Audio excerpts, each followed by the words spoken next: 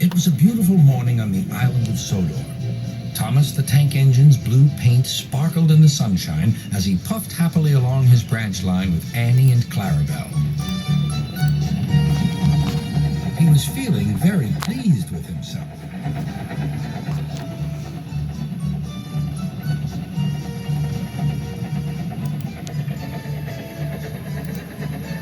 "Hello, Thomas," whistled Percy. "You look splendid."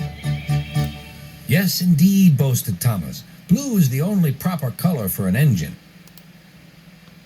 "Oh, I don't know. I like my brown paint," said Toby.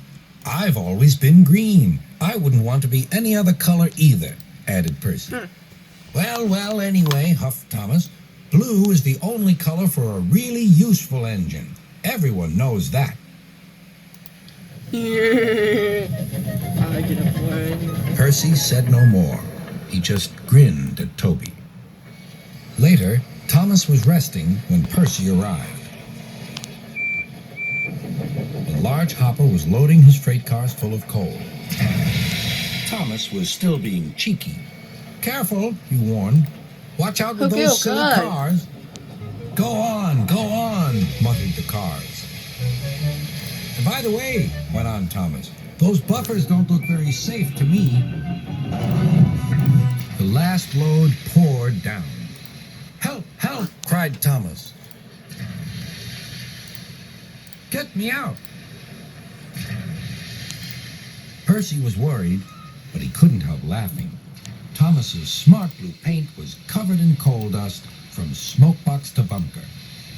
My beautiful color paint!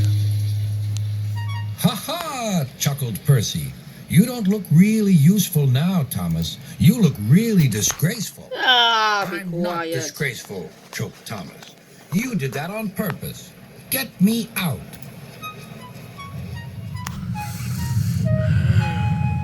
It took so long to clean Thomas that he wasn't in time for his next train.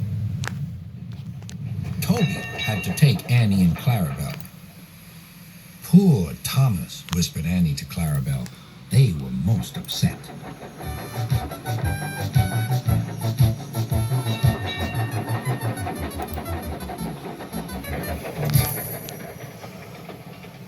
Thomas was grumpy in the shed that night. Toby thought it a great joke, but Percy was cross with Thomas for thinking he had made his paint dirty on purpose. Fancy a really useful blue engine like Thomas becoming a disgrace to Sir Topham Hatt's railway. I want to get my revenge, Doc. You will see! Next day, Thomas was feeling more cheerful as he watched Percy bring his cars from the junction.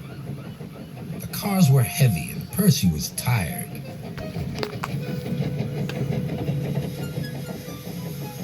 "Have a drink," said his driver. "Then you'll feel better." The water column stood at the end of the siding with the unsafe buffers. Wait, was the reason working? Was it slipping? Suddenly, Percy found that he couldn't stop. Crud. The buffers didn't stop him either. "Oh!" wailed Percy. "Help!" The buffers were broken, and Percy was wheel deep in coal. It was time for Thomas to leave. He had seen everything. Now, Doc. Now Percy has learned his lesson too, he chuckled to himself.